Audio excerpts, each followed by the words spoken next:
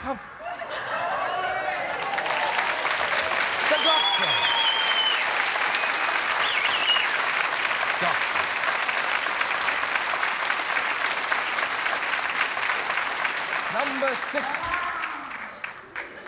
Number six in the long 23-year-old line that started in black and white with William Hartnell, Colin Baker, Doctor Who. Let's go over there.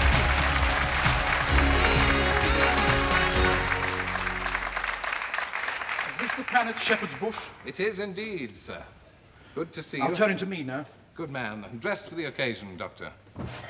You're not scared of monsters, are you? No. I've been to the BBC canteen. Of course. Nothing can frighten me. Is any of your family scared? Because I know you've got various little ones.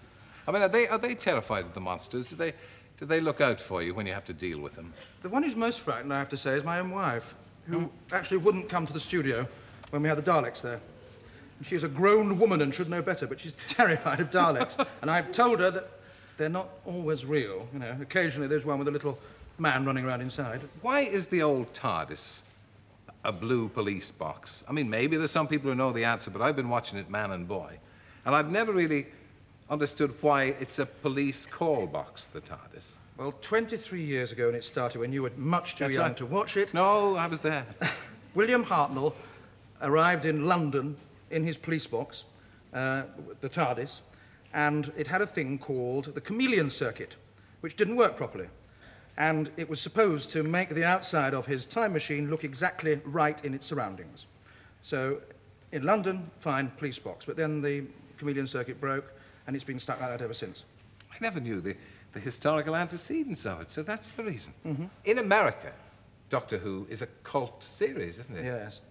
It's not known to the man in the street. I mean, I can walk down the street of New York and nobody will say, aren't you the Doctor? But it's shown on the public service networks, kind of 11 o'clock every night in a lot of areas. I met a fellow on a plane last year, an American, who was a terrific fan of Doctor Who, and there's sort of Doctor Who conventions. Yes. Do you go over to America I do. And greet him? Yes. Those who watch it are absolutely potty about it. I mean, here you might get 1% of the people who watch the programme who are fans with a capital F. But over in the States, 90% of those who watch it are besotted by it.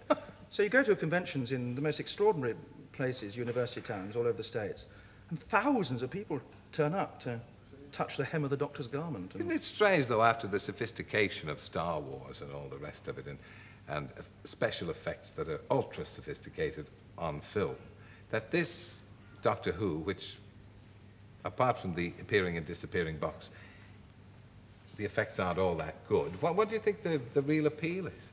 I think that is part of the appeal, actually. It's the fact that it has always been very English. It's been plasticine and bits of string, and you can't summon up some piece of high-tech equipment to get you out of a terrible situation. You have to rely on ingenuity. Yeah. And because the budgets, quite frankly, aren't the size, I mean, a special effect in Star Wars would pay for an entire series of Doctor Who. But I think that can work to a programme's benefit. And I think it would be a mistake now for Doctor Who to try and compete with the high-tech series.